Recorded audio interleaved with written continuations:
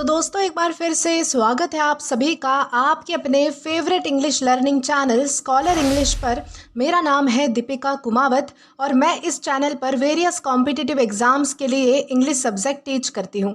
तो बेसिकली आज के इस वीडियो में हम एक बहुत ही शानदार और एक बहुत ही इंटरेस्टिंग शॉर्ट स्टोरी को डिस्कस करने वाले हैं जिसका नाम है the little girls wiser than man by Leo Tolstoy. तो चलिए हमारी स्टोरी में आगे बढ़ने से पहले सबसे पहले हम हमारे राइटर के बारे में थोड़ी बहुत इन्फॉर्मेशन देख लेते हैं। तो दोस्तों अगर बात की जाए हमारे राइटर के बारे में तो लियो टॉल्स्टॉय, इनका जो जन्म है वो 1828 में हुआ था और इनकी मृत्यु 1910 में हुई थी। दोस्तों वो एक राइटर थे और रिलीजियस थिंकर भी थे और दोस्तों उन्हें हमेशा से बड़े और इन्फ्लुएंशियल राइटर्स में भी गिना जाता है। उनके कुछ फेमस वर्क्स हैं जैसे कि war and peace, Anna Karenina, the Cossacks, resurrection etcetera. तो दोस्तों ये तो हमने बात कर ली हमारे राइटर के बारे में। अब इसी के साथ हम आगे बढ़ेंगे और इस स्टोरी के कैरेक्टर्स को डिस्कस करेंगे, यानी कि हम देखेंगे कि इस स्टोरी में कौन कौन से मेजर कैरेक्टर्स हैं। तो चलिए आइए उन्हें भी हम डिस्कस कर लेते हैं। तो दोस्तों अगर बात की जाए कैरेक्टर्स के बारे में तो हमारा सबसे पहला इंपॉर्टेंट कैरेक्टर आता है मलाशा। दोस्तों मलाशा ये जो है वो एक छोटी सी लड़की है जिसने नीली कलर की फ्रॉक पहनी है, यानी कि नीली फ्रॉक वाली लड़की है, थोड़ी शरारती है और थोड़ी नटखट है। ये हमारा इंपॉर्टेंट कैरेक्टर है। इसी के साथ हमारा दूसरा इंपॉर्टेंट कैरेक्टर आता है अकोल्या।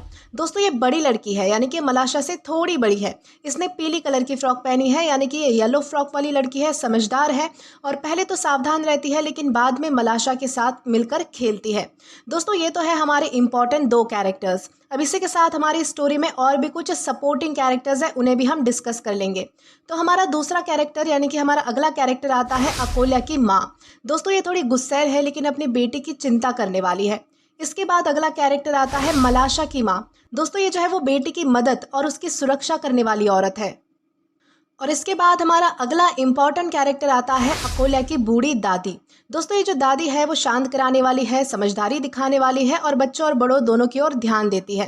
तो दोस्तों ये है हमारे कुछ मेजर कैरेक्टर्स। ओके, तो आपको ध्यान रखना है कि कौन कौन से कैरेक्टर्स हमारी स्टोरी में है।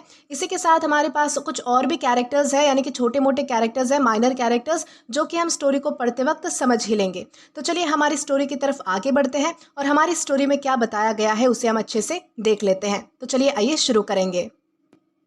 दोस्तों इस कहानी की शुरुआत ईस्टर के समय से होती है जो कि उस साल थोड़ा जल्दी ही आ चुका था। बर्फ पर फिसलने वाला खेल अभी अभी खत्म ही हुआ था लेकिन फिर भी आंगनों में बर्फ जमी हुई थी और गांव की सड़कों पर पानी बहता हुआ जा रहा था। इसी बीच अलग अलग घरों की दो छोटी लड़कियां संयोग से एक गली में मिल जाती है जो कि दो खेतों के बीच होती है। खेतों के आंगन से बहकर आया गंदा पानी वहां पर इकट्ठा होकर एक बड़ा सा गड्ढा बना चुका था। उनमें से एक लड़की बहुत ही छोटी थी जिसका नाम था मलाशा और दूसरी लड़की उससे थोड़ी बड़ी थी जिसका नाम था अकोल्या। दोनों की माँओं ने उन्हें नए कपड़े पहनाए थे। छोटी लड़की ने नीले रंग की फ्रॉक पहनी थी और बड़ी लड़की ने पीले रंग की प्रिंट वाली फ्रॉक पहनी थी और दोनों के सिर पर लाल रंग का रुमाल बंधा हुआ था। वो दोनों एक्चुअली जो है वो चर्च से लौट रही थी और तभी उनकी मुलाकात हुई। पहले तो उन्होंने एक दूसरे को अपने नए कपड़े दिखाए और उन्हें लेकर वो दोनों खुश हुई। फिर वो खेलने लगी। थोड़ी ही देर बाद उनके मन में पानी में छपाछप करने का ख्याल आया। छोटी लड़की यानी मलाशा जूतों समेत उस पानी के गड्ढे में कदम रखने ही वाली थी तभी बड़ी लड़की यानी कि अकोल्या ने उसे रोक दिया। अब दोस्तों यहाँ पर जो बड़ी लड़की है अकोल्या, वो मलाशा को पानी में जाने से मना करती है और कहती है कि ऐसा मत करना, नहीं तो तुम्हारी मम्मी तुम्हें बहुत ही ज़्यादा डांटेंगी। पहले हम अपने जूते और मोजे उतार लेते हैं। दोनों लड़कियाँ ऐसा ही करती है, अपने कपड़े ऊपर उठाती है और पानी के गड्ढे में एक दूसरे की तरफ चलने लगती है। दोस्तों पानी जो है वो मलाशा के घुटनों तक आ जाता है तो वो डरते हुए कहती है कि पानी बहुत ही ज़्यादा गहरा है और मुझे डर लग रहा है। इस पर जो दूसरी लड़की है यानी कि अकोल्या, वो उसे हिम्मत देती है और कहती है कि डरने की कोई बात नहीं है, पानी इससे ज़्यादा गहरा नहीं होगा। जब वो एक दूसरे के पास पहुंचती है तो अकोल्या जो है वो मलाशा को सावधान करती है कि छपाछप मत करना और ध्यान से चलना। लेकिन वो ये बात पूरी कह भी नहीं पाती कि मलाशा जोर से अपना पैर जो है वो पानी में पटक देती है जिससे पानी उछलकर सीधे अकोल्या की फ्रॉक पर जा गिरता है। उसकी फ्रॉक ही नहीं, उसकी आंखों और नाक पर भी पानी पड़ जाता है। जैसे ही अकोल्या अपनी फ्रॉक पर पड़े दाग देखती है तो उसे बहुत ही ज्यादा गुस्सा आ जाता है और वो मलाशा को मारने के लिए उसके पीछे दौड़ने लगती है। अब दोस्तों मलाशा डर जाती है और समझ जाती है कि उससे कोई बहुत ही बड़ी गलती हो चुकी है, इसलिए वो जल्दी से पानी से बाहर निकलती है और घर भागने की तैयारी करने लगती है। उसी समय अचानक अकोला की माँ वहाँ से गुजर रही होती है और जब वो ये देखती है कि उसकी बेटी की जो स्कर्ट है वो गंदी हो चुकी है और स्लीव्स पर भी मतलब कि दाग पड़ चुके हैं, स्लीव्स भी खराब हो चुके हैं, तो उसकी माँ जो है वो मतलब कि यानी कि मलाशा को जो है वो मतलब कि सुनाने लगती है, वो बोल पड़ती है बेसिकली। अब दोस्तों अकोला की जो माँ है वो मलाशा को देखकर गुस्से में कहती है कि अरे तुम शरारती लड़की और गंदी लड़की है, तुमने क्या किया। अकोला जवाब देती है कि ये सब मलाशा ने जानबूझकर किया है। इसके बाद अकोला की माँ जो है वो मलाशा को पकड़ लेती है और उसकी गर्दन के पीछे मारती है। मलाशा जो है वो इतनी ज़्यादा ज़ोर से रोती है कि उसकी आवाज़ पूरी सड़क पर सुनाई देती है। तभी उसकी माँ जो है वो बाहर आती है और अकोला की माँ से पूछती है कि मेरी बेटी को तुम क्यों मार रही हो। फिर दोनों औरतें आपस में जो है वो मतलब कि गुस्से में बहस करने लगती है। धीरे धीरे ये जो झगड़ा है वो बड़ा हो जाता है और आदमी भी बाहर आ जाते हैं और सड़क पर भीड़ जमा हो जाती है। सभी जोर जोर से चिल्ला रहे होते हैं और कोई भी किसी की नहीं सुन रहा होता। दोस्तों झगड़ा इतना ज़्यादा बढ़ जाता है कि लोग जो है वो एक दूसरे को धक्का देने लगते हैं और मामला लगभग लड़ाई में बदलने ही वाला होता है कि तभी अकोला की जो बूढ़ी दादी है वो बीच में आती है और उन्हें शांत कराने की कोशिश करती है। वो कहती है कि दोस्तों आप क्या सोच रहे हैं, ऐसा करना सही है क्या, वो भी आज जैसे खास दिन पर। ये खुशी मनाने का दिन है, ना कि ऐसी बेवकूफ़ी करने का। लेकिन कोई भी उनकी बात नहीं सुनता और लगभग उन्हें भी गिराने ही वाला होता है। दोस्तों अगर अकोला और मलाशा खुद मदद नहीं करती तो भीड़ को शांत कराना बहुत ही ज़्यादा मुश्किल था। इसी बीच जब दोनों औरतें आपस में लड़ रही थी, अकोला ने अपनी फ्रॉक से कीचड़ साफ किया और फिर गड्ढे की ओर वापस गई। उसने एक पत्थर उठाया और गड्ढे के सामने जमीन खुरच कर एक नाला बनाया ताकि पानी जो है वो सड़क में बह सके। थोड़ी देर बाद मलाशा भी वहां पर आई और लकड़ी का एक टुकड़ा लेकर अकोला की मदद करने लगी। जब आदमी लड़ाई शुरू करने ही वाले थे तो लड़कियों के बनाए हुए नाले से पानी सड़क की ओर बहने लगता है, ठीक वहीं जहां पर बूढ़ी दादी आदमियों को शांत कराने की कोशिश कर रही थी।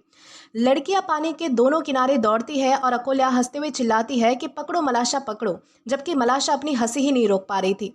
दोनों लड़कियां पानी के नाले और लकड़ी के टुकड़े को देखते हुए खुश होकर सीधे आदमियों के बीच दौड़ती है। अब दोस्तों इसी बात पर जो बूढ़ी दादी है वो आदमियों को देखकर कहती है कि आपको शर्म नहीं आती, इन छोटी लड़कियों की वजह से तुम लड़ रहे हो, जबकि ये खुद सब कुछ भूल कर खुश होकर खेल रही है। ये दोनों प्यारी छोटी आत्माएं हैं, लेकिन आप तो इनसे भी ज्यादा समझदार हो। आदमी लड़कियों को देखकर जो है वो शर्मिंदा हो जाते हैं, हंसते हैं और फिर धीरे धीरे अपने घर लौट जाते हैं। दोस्तों आखिर में कहानी में ये कहा गया है कि अगर तुम लौट कर छोटे बच्चे जैसे नहीं बनते तो तुम स्वर्ग के राज्यों में कभी भी पहुंच नहीं पाओगे। तो इसका मतलब ये है कि बच्चों जैसी मासूमियत, सरलता और खेल खिलवाड़ में खुश रहने की भावना रखने वाला ही सच में अच्छा और नेक इंसान बन सकता है। तो दोस्तों इसी के साथ हमारी ये जो कहानी है वो यहीं पर ख़त्म होती है। इस कहानी का ओवरऑल मैसेज ये है कि छोटी छोटी बातों को लेकर बड़ा झगड़ा करना बहुत ही बड़ी बेवकूफ़ी होती है। बड़े लोग जो होते हैं वो अक्सर गुस्से और अहंकार में फंस कर बात को बहुत ही ज़्यादा बढ़ा देते हैं, जबकि जो बच्चे होते हैं वो जल्दी सब कुछ भूल कर फिर से खुशी खुशी खेलने लगते हैं।